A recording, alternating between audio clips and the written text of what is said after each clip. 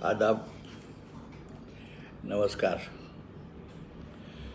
मैंने यूं ही एक किताब उठा ली है और मैं पढ़ने जा रहा हूँ,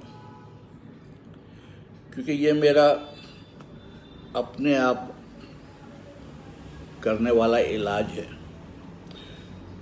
मैं जितना पढ़ता हूँ उतना बेहतर फील करता हूँ। आज मैं पढ़ने जा रहा हूँ सादत हसन मंटो का एक ड्रामा, रेडियो प्ले है। ऑल इंडिया रेडियो में काम किया करते थे वो,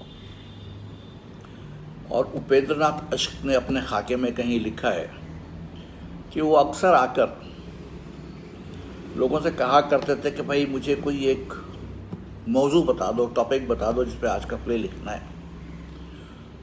लोगों ने कोई एक लफ्ज़ दे दिया करते थे और वो उस पर अपना पूरा ड्रामा लिखकर चले जाया करते थे। वही कहीं मैंने पढ़ा था कि किसी ने उनको एक दिन लफ्ज़ दिया क्लियोपैट्रा, क्लियोपैट्रा जैसे हम लोग उर्दू में कहते हैं। तो क्लियोपैट्रा की मौत उन्होंने एक प्ले लिखा। मैं पढ़ रहा हूँ, पढ़ मैं अपने लिए रहा हूँ क्योंकि मेरा अपना इलाज है ये। क्लियोपैट्रा दुनिया की हसीन तरीन औरत थी। उसका हुस्न कई इनकलाबों और खूरेजियों का बायस हुआ। उस साहिरा के हुस्न व इश्क किस्से जहाँ दरियाए नील के मल्लाहों को अजबर याद हैं, वहाँ तमाम दुनिया को भी मालूम है। क्लियोपैट्रा मिस्र के नालायक बादशाह बिल्तमियुस अव्वलियत की बेटी थी। ये बादशाह सन 80 कबल मसीह तक हुक्मरान रहा। अपनी 17 बरस की जवान बेटी क्लियोपैट्रा के सर पर अपना रंग खुर्दा ताज रख कर उसने दुनिया को खैरबाद कही। मलिका मिस्र क्लियोपैट्रा फातिहों की फातेह थी। उसने जूलियस सीजर्स को और उसकी मौत के बाद मार्क एंथनी को, जिसके हाथ में उन दिनों दुनिया की बागडोर थी, अपने हुस्न जमाल से मशहूर किया। उस हसीन कातिला ने एंटोनी को तो हमेशा के लिए तबाही के सैलाब में बहा दिया। तारीखी वाक़यात बताते हैं कि एंटोनी ने अपनी बीवी ओक्ताया के नापसंदीदा रवैये से मजबूर होकर उसके भाई ओक्टेवियानुस की सख्त तौहीन की। इसका नतीजा ये हुआ कि उनके दरमियान एक वसी खलीज हायल हो गई। पार्थियों पर फतेह हासिल करके ओक्टावियानुस ने एंटोनी के रोम को मुकम्मल तौर पर ताराज करने की कोशिश की और सिकंदरिया की पुरानी अजमत को ज़बरदस्त धक्का लगाया। उसने साफ तौर पर ऐलान कर दिया कि रोम की सल्तनत का असल हकदार क्लियोपैट्रा और उसका बेटा सीजर्स, कि रोम की सल्तनत का असल हकदार क्लियोपैट्रा और उसका बेटा सीनियर रेन है। इन हालात के पेश नज़र ओक्टेवियानुस और एंटोनी की जमातों में जंग होनी नागुज़ेर थी। चुनांचे एक्तिएम के मकाम पर एक मारका खेज जंग हुई। उस जंग में क्लियोपैट्रा भी शरीक थी, मगर अपनी जान बचाकर भाग निकली और सिकंदरिया में पनाह ली। एंटनी शिकस्त खाकर वापस चला आया, जहां उसने अपनी वफादार फौजों को दोबारा जमा करने की कोशिश की। एंटनी और क्लियोपैट्रा अब महसूस करने लगे थे कि उन्होंने एक दूसरे को समझने में गलती की है। चुनांचे दोनों के दिलों पर गम और अलम की घटाएं छा गईं, लेकिन एक आरजू अभी तक उनके दिल में बाकी थी कि अंजाम कार उनका मिलाप हो जाए। एंटनी लेबिया से नाउम्मीद होकर सिकंदरिया आया। इस असना में ओक्टेवियानुस की फौजें सिकंदरिया के दरवाज़ों तक पहुंच गईं। एंटोनी ने एक बार फिर अपनी खोई हुई ताकत और दिलेरी से काम लेकर दुश्मन का मुकाबला किया, लेकिन फौज ने उसका साथ छोड़ दिया। بالکل تنہا دل میں ہزاروں حسرتوں کا خون لیے جب اپنے محل میں آیا تو قاصد نے خبر دی کہ کلیوپیٹرا نے خودکشی کر لی ہے۔ یہ دراصل کلیوپیٹرا کی ایک چال تھی۔ اسے ڈر تھا کہ انتونی اس کی غداری پر خشمگین ہوگا، لیکن کلیوپیٹرا کو معلوم نہ تھا کہ اس کی یہ چال اس کے عاشق پر بہت مہلک اثر کرے گی۔ انتونی دل میں بہت شرمندہ ہوا کہ ایک عورت کی محبت اس سے بڑھ گئی۔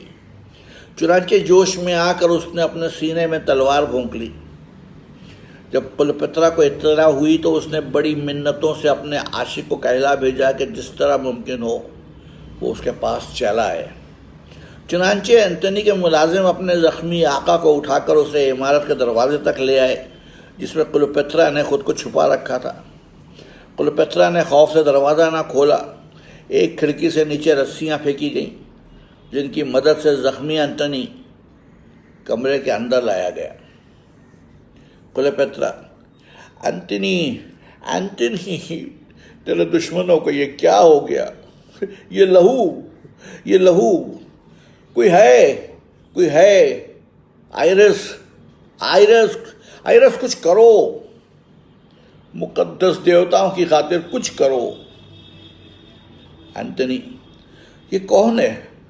یہ کس کا ہاتھ ہے؟ تو زندہ ہے کلیوپیٹرا، تو سچ مچ زندہ ہے؟ میری موت کو کس قدر صدمہ پہنچا ہے۔ وہ مڑ کر تیری زندگی کی طرف دیکھ رہی ہے۔ کلیوپیٹرا: انتونی میں زندہ ہوں پر موت کی گود میں ہوں۔ تو مطمئن رہے، تیری موت اکیلی سفر پر نہیں جائے گی۔ تو مجھ پر شک کرتا ہے انتونی؟ تو سمجھتا ہے کہ میں نے لڑائی میں تجھے دھوکہ دیا؟ نہیں، مقدس دیوتاؤں کی قسم نہیں۔ میں ڈر گئی تھی، جنگ کے میدان میں میری روح کے قدم لڑکھڑا گئے تھے۔ میں بھاگ نکلی، جان بچانے کے لیے نہیں، خودکشی کرنے کے لیے۔ اسی لیے میں نے تجھے اطلاع بھیجی، پر مجھے یہ معلوم نہیں تھا کہ تو مجھ سے پہلے اس راہ پر گامزن ہو جائے گا جس پر تیری محبوبہ چلنے کا ارادہ کر رہی تھی۔ انتونی: جانے من، مجھے تجھ پر پورا بھروسہ ہے۔ چھوڑ ان بیکار کی باتوں کو۔ زندگی اور موت کے درمیان جب ایک مٹھی بھر ریت کا فرق رہ جائے تو ایسی باتیں نہ کرنی چاہیے۔ آؤ پیار محبت کی باتیں کریں۔ کلیوپیٹرا پھوٹ کر روتی ہے: انتونی۔ تھوڑا وقفہ۔ انتونی: کلیوپیٹرا، یہ تو نے کیا کیا؟ اپنا سارا چہرہ میرے خون سے تربتر کر دیا۔ تیرے گالوں کی سرخی میرے خون کی شرمندہ احسان نہیں ہونی چاہیے۔ لا میں اسے پونچھ دوں۔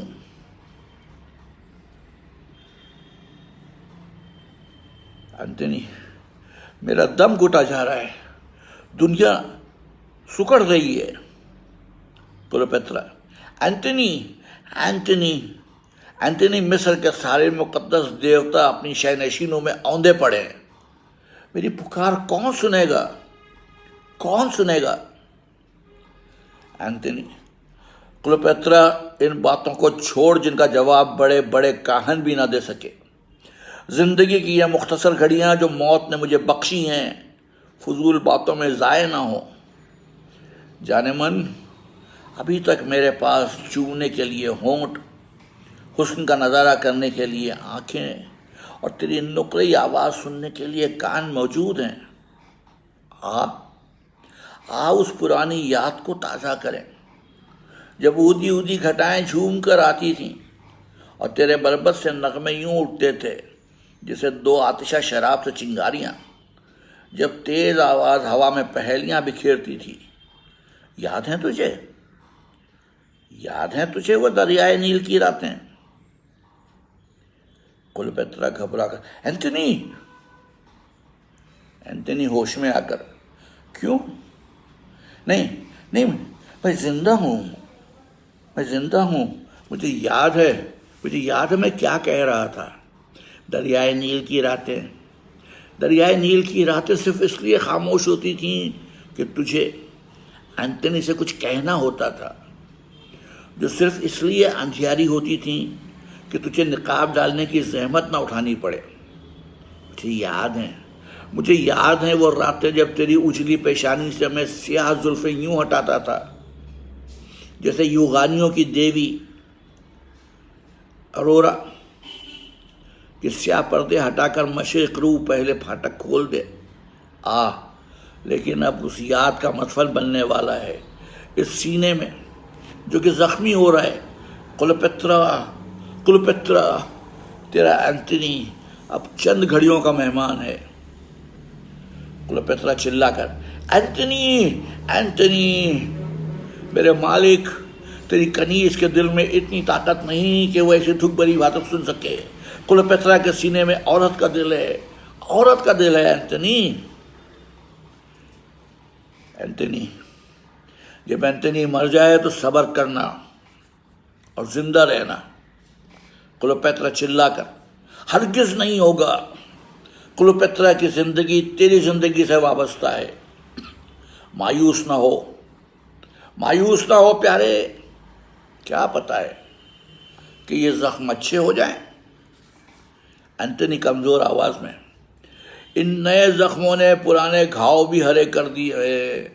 میرے جسم سے اب خون کے آخری قطرے نکل رہے ہیں، لیکن کیا یہ حیرت کی بات نہیں کہ جسم سے اب خون کے آخری قطرے نکل رہے ہیں، پھر بھی وہ شخص جو لوہے سے کھیلتا رہا، جس کا اوڑھنا بچھونا جنگ کا میدان تھا، آج میدان جنگ میں کسی حریف کے ہاتھوں مرنے کے بجائے ایک حسین عورت کے زانو پر سر رکھ کر جان دے رہا ہے۔ جنگجو سپاہی ہونے کی حیثیت سے مجھے یہ موت پسند نہیں، اس لیے کہ کسی کشور کشا فاتح کو ایسی موت زیب نہیں دے سکتی، لیکن چونکہ میں جنگی سپاہی کے مقابلے میں عاشق زیادہ ہوں، اس لیے موت میرے لیے باعث راحت ہے۔ مجھے یہ اطمینان تو نصیب ہے کہ میں تیرے لیے مرا، صرف تیرے لیے۔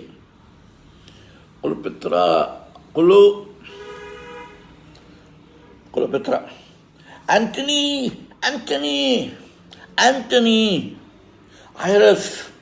آئرس، میری دنیا تاریک ہو گئی، میں اجڑ گئی، برباد ہو گئی۔ شہر پر اب اوکٹیویانوس کا قبضہ تھا۔ اینتھنی کی فوج نے ہتھیار ڈال دیے تھے، اس لیے شہر کو مسمار کرنے کی ضرورت پیش نہ آئی۔ اوکٹیویانوس نے کلوپیترا کو گرفتار کرنے کی غرض سے ایک فوجی افسر گالس کو روانہ کیا۔ اس کی خواہش تھی کہ کلوپیترا زندہ گرفتار کر کے اس کے حضور میں پیش کی جائے۔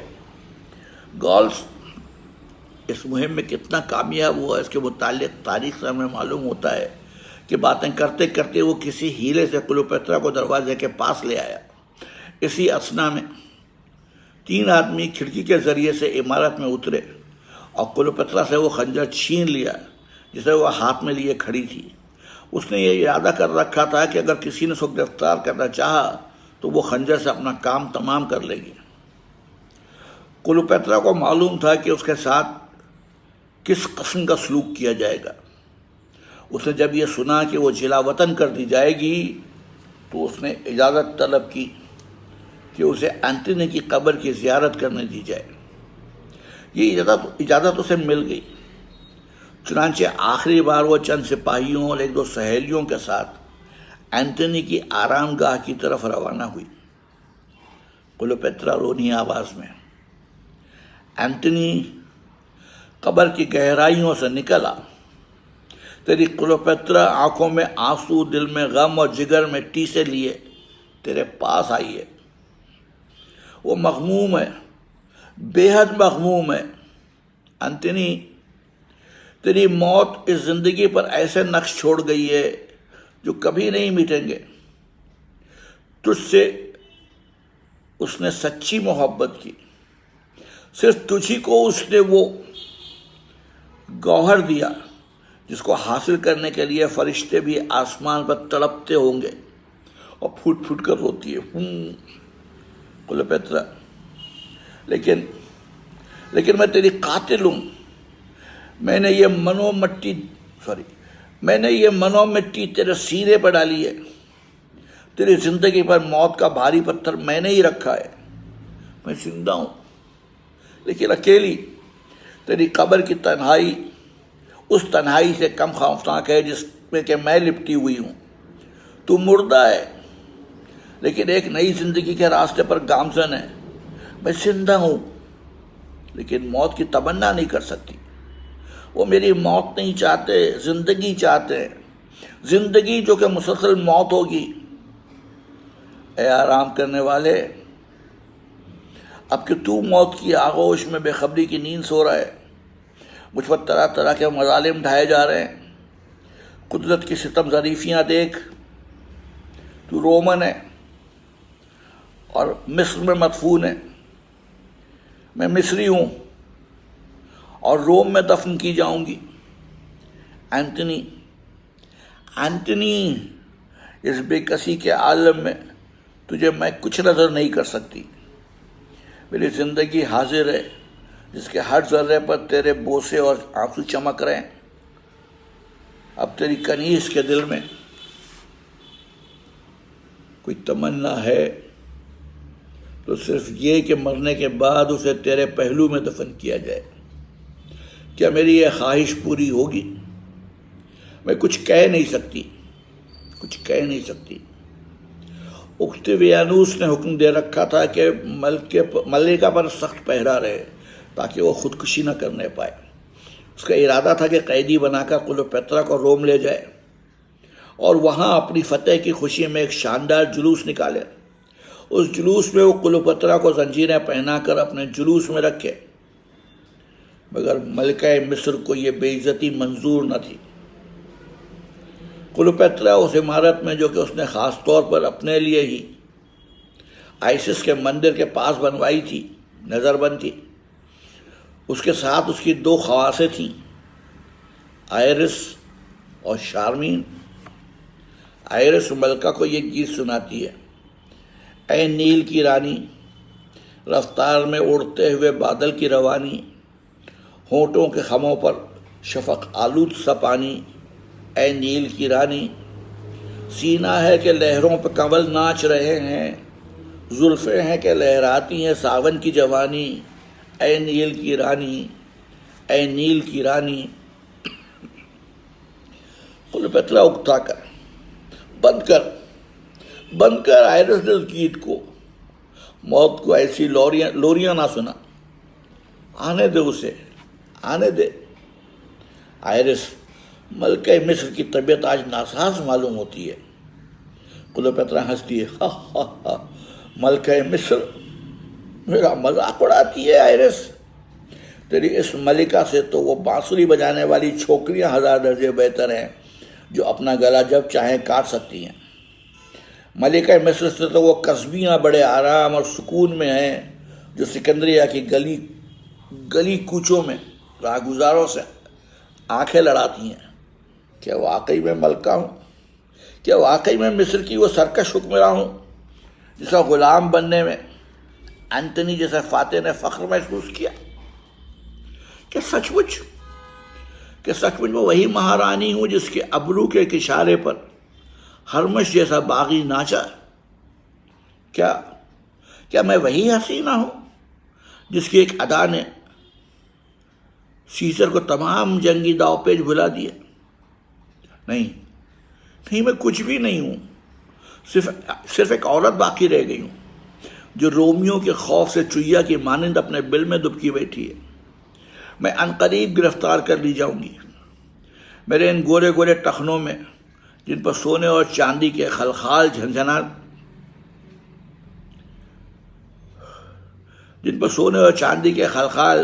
جھنجھنا نہیں نچاور کرتے تھے. لوہے کی موٹی زنجیریں پہنا کر وہ مجھے روم کے بازاروں میں پھرائیں گے. مجھے ننگا کر دیا جائے گا. روم کے کنجڑوں اور حجاموں کی آنکھیں بھی اس حسن کا نظارہ کریں گی جو اب تک صرف چند خوش نصیب لوگوں تک محدود رہا ہے. روم کا تپتا ہوا سورج میرے اس گدرائے ہوئے جسم کی تمام رعنائیاں کو بھسم کر دے گا. ملکہ، کیا ملکہ ایسی بد نصیب عورتوں کا نام ہوتا ہے؟ کیا اس ذلت سے بچنے کی کوئی ترکیب نہیں؟ شارمین، جان کی امان پاؤں تو کچھ عرض کروں؟ بولے پتہ ہنستی ہے، جان کی امان، کہے تجھے کیا کہنا ہے؟ شارمین، تیری ان سیاہ آنکھوں میں آنسو آج ایسے چمک رہے ہیں جیسے کالی کھٹاؤں میں پانی۔ بتا تجھے کیا کہنا ہے؟ شارمین، ملکہ مصر ہی رہے گی، اس کے دشمنوں کو اپنے ارادے میں ناکامی کا منہ دیکھنا پڑے گا۔ کیسے شارمین؟ جلد بتا، یہ کیسے ہو سکتا ہے؟ شارمین، میرے منہ میں خاک، اگر ملکہ کو دشمن ذلیل کرنے کا ہی ارادہ رکھتے ہیں تو بہتر ہے کہ کلیوپیٹرا، لیکن یہ کیوں کر ہو سکتا ہے؟ تو ٹھیک کہتی ہے شارمین، اس ترکیب سے ملکہ ہی رہے گی، مرتے دم تک اس کی شان میں فرق نہیں آئے گا۔ لیکن تو جانتی ہے ہم پر کتنی کڑی نگرانی کی جا رہی ہے۔ فرشتے موت کے پروں کی پھڑپڑاہٹ اگر پہرے داروں نے سن لی تو معلوم ہے تجھے اوکتیویانوس میری اولادوں کے ساتھ کیسا سلوک کرے گا۔ اور تو جانتی ہے اگر میں اپنی کوشش میں ناکام رہی تو وہ موت کے دروازے ایک عرصے تک مجھ پر بند کر دے گا۔ وہ مجھے آہستہ آہستہ مارنا چاہتا ہے، مگر ایسا نہیں ہونا چاہیے۔ بقول تیرے اس کو اپنے ارادوں میں ناکامی ہونی چاہیے۔ آئرس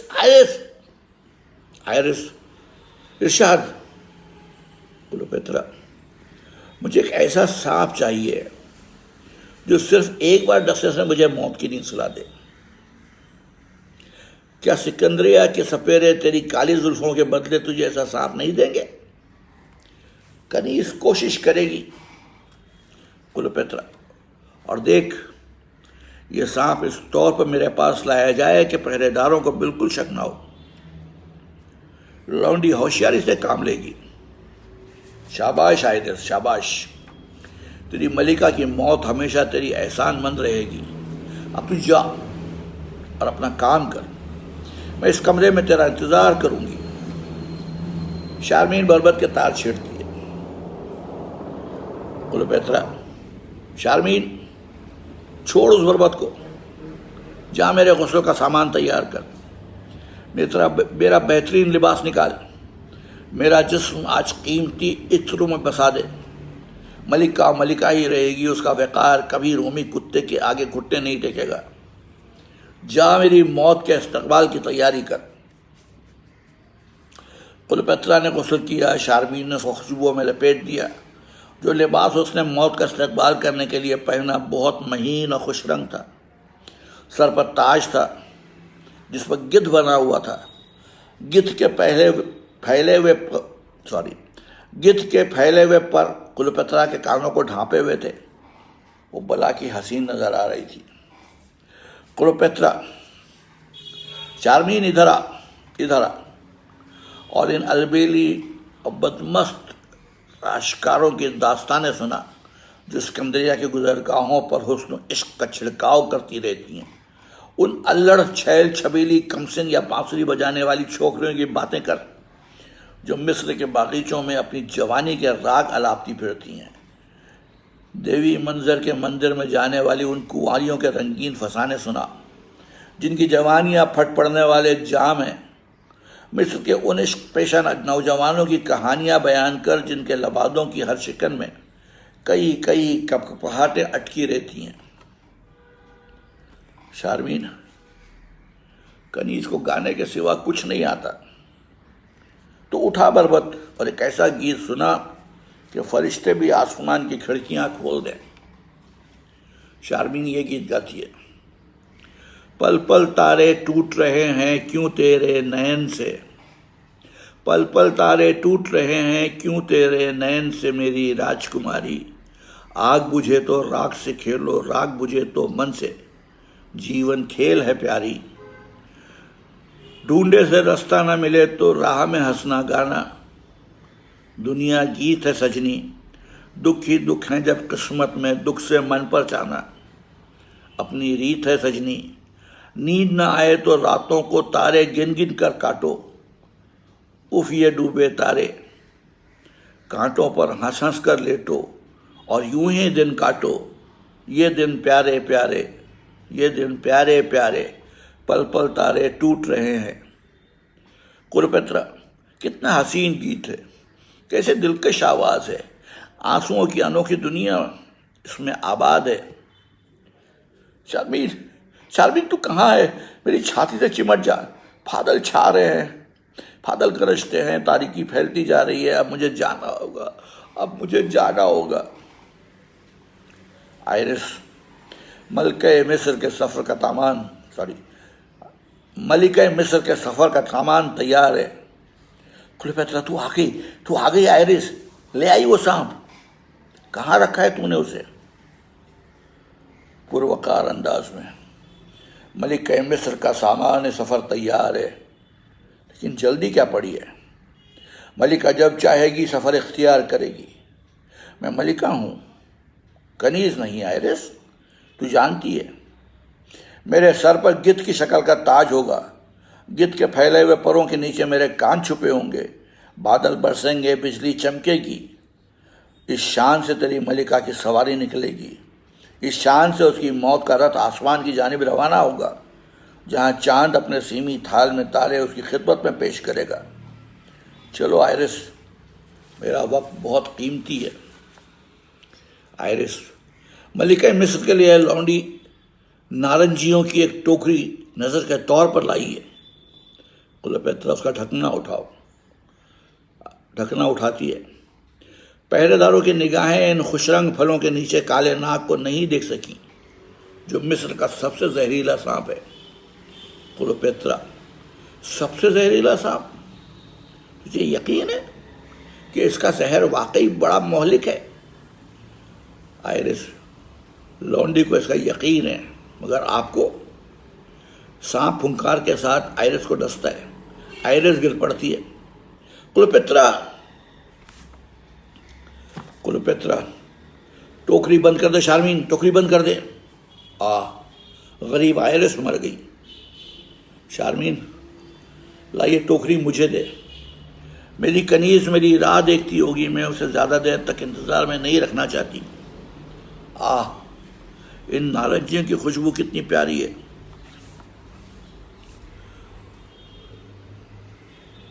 سورج غریب ہو رہا ہے، کالی گھٹائیں جھا رہی ہیں، میں دعا مانگنا چاہتی ہوں شارمین، میں دعا مانگنا چاہتی ہوں، لیکن مجھ سے تو سارے دیوتا ناخوش ہیں۔ دور سے عبادت گاہوں سے ترئی اور نسنگے کی ہلکی ہلکی آواز آتی ہے۔ کلیوپیٹرا، یہ نسنگے اور ترئی کی دھیمی دھیمی آواز کتنی خوشگوار ہے، آج دریائے نیل بھی کتنا نکھرا ہوا ہے۔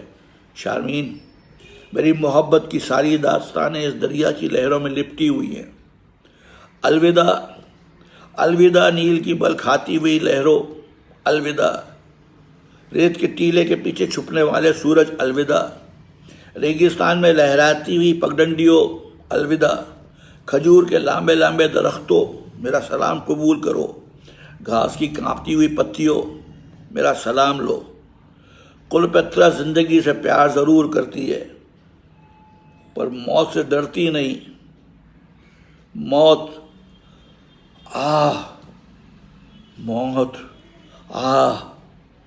ایسے حالات میں موت کا ذائقہ کتنا شیریں ہوتا ہے۔ ٹوکری کا ڈھکنا کھولتی ہے، سانپ اسے ڈستا ہے۔ شارمین، الوداع۔ کلیوپیٹرا، ملکہ مصر، زمین پر گر پڑتی ہے۔ یہ منٹو کا ایک ریڈیو ڈرامہ تھا،